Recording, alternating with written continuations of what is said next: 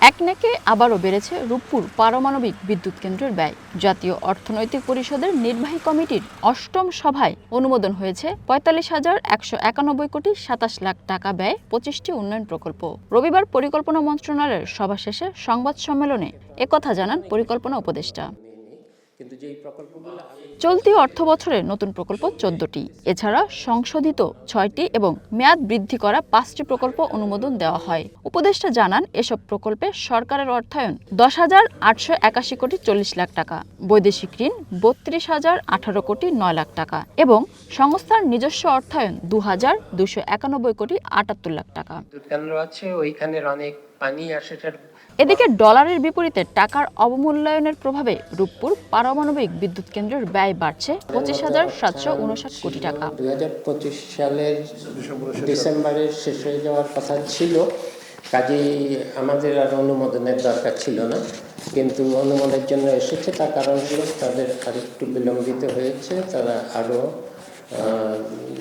১.৫ বছরে তারা সমাপ্ত করতে পারবে, কিন্তু যেহেতু আবার ঋণ পরিশোধের জন্য একটু সময় লাগে।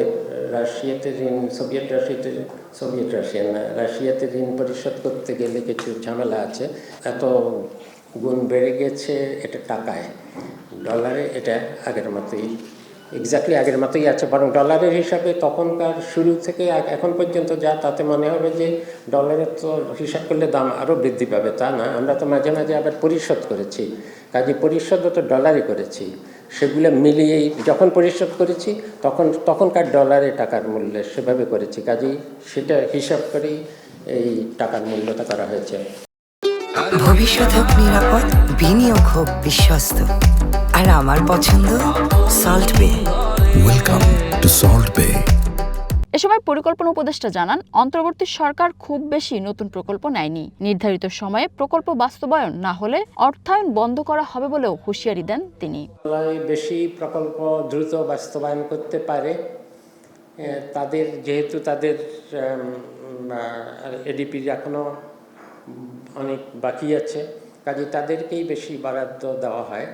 আর যেই খাতগুলো, যেই মন্ত্রণালয়গুলো অন্তত ধীর গতিতে চলে, তাদের বরাদ্দ বেশি দেওয়া হয় না। উত্তরাঞ্চলের মানুষের জন্য ১,০০০ শয্যার বাংলাদেশ চীন মৈত্রী সাধারণ হাসপাতাল সহ রাঙামাটি খাগড়াছড়িতে আঞ্চলিক মহাসড়কের প্রকল্প পাশ হয়েছে।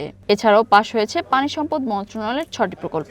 খালগুলো আবার খুলে দেওয়া, খনন করা, নদী ২-৩টা নদী আছে, সেই নদীগুলোর মুখ খুলে দেওয়া, এবং বোধহয় বিলের মধ্যে কিছু, যেটা আমরা পরিষ্কার ধারণা নাই, বিলের মধ্যে কিছু কিছু বিচ্ছিন্ন বসতি থাকতে হবে, ওদের জন্য কিছু ব্যবস্থা করতে হবে। এছাড়া সভায় ৫০ কোটি টাকার কম ব্যয়ের ১০টি প্রকল্প একনেকে উপস্থাপন করা হয়।